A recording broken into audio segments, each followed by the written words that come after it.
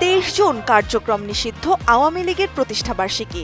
এই উপলক্ষে সারা দেশে বেআইনি মিছিল, শোডাউন ও নাশকতার আশঙ্কা রয়েছে। তারই প্রেক্ষিতে এদেশের সার্বিক আইন শৃঙ্খলা পরিস্থিতি স্বাভাবিক রাখতে এবং জানমালের সুরক্ষায় 22 জুন থেকে 30 জুন পর্যন্ত বিশেষ ব্যবস্থা নেওয়া হয়েছে। এর অংশ হিসেবে ইন-এইড টু সিভিল পাওয়ারের আওতায় ঢাকা, চট্টগ্রাম, গাজীপুর মেট্রোপলিটন এলাকা এবং নারায়ণগঞ্জ, গোপালগঞ্জ ও ফরিদপুর জেলায় প্রয়োজনীয় সংখ্যক সেনা সদস্য মোতায়েনের নির্দেশ দিয়েছে স্বরাষ্ট্র মন্ত্রণালয়। এ সময় সেনাবাহিনী মোতায়েনের পাশাপাশি ঢাকা মেট্রোপলিটন পুলিশ রাজধানী জুড়ে নজিরবিহীন নিরাপত্তা ব্যবস্থা নিশ্চিত করেছে। আগামী 23 জুনকে কেন্দ্র করে ঢাকার বিভিন্ন গুরুত্বপূর্ণ ও কৌশলগত স্থানে 18,000-এর বেশি পুলিশ সদস্য দায়িত্ব পালন করবেন। ডিএমপির মিডিয়া অ্যান্ড পাবলিক রিলেশনস বিভাগ জানিয়েছে, যে কোনো ধরনের অপ্রীতিকর ঘটনা এড়াতে পুরো নগরীতে একটি সমন্বিত ও বিশেষ নিরাপত্তা পরিকল্পনা বাস্তবায়ন করা হচ্ছে। নতুন বাংলাদেশ গড়তে এলো জুলফিকার স্টিল। জুলফিকার স্টিল।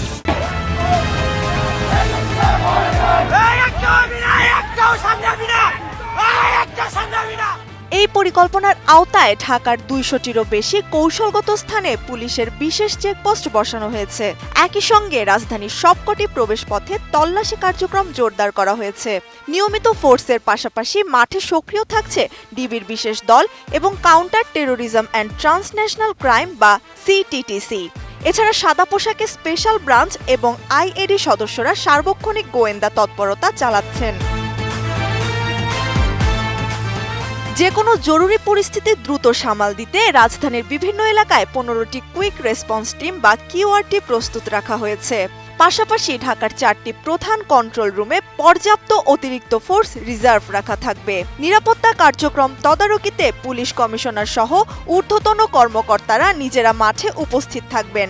ইতোমধ্যে রাজধানীতে নাশকতার উদ্দেশ্যে ঝটিকা মিছিলের চেষ্টাকালে নিষিদ্ধ সংগঠনের বেশ কয়েকজন নেতাকর্মীকে গ্রেপ্তার করেছে পুলিশ।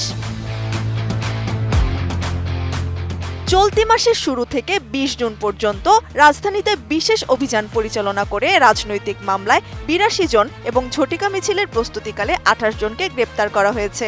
এছাড়া চুরি, দস্যুতা, ডাকাতি ও চাঁদাবাজি মামলায় আরও বিপুল সংখ্যক আসামিকে গ্রেপ্তার করেছে ডিএমপি।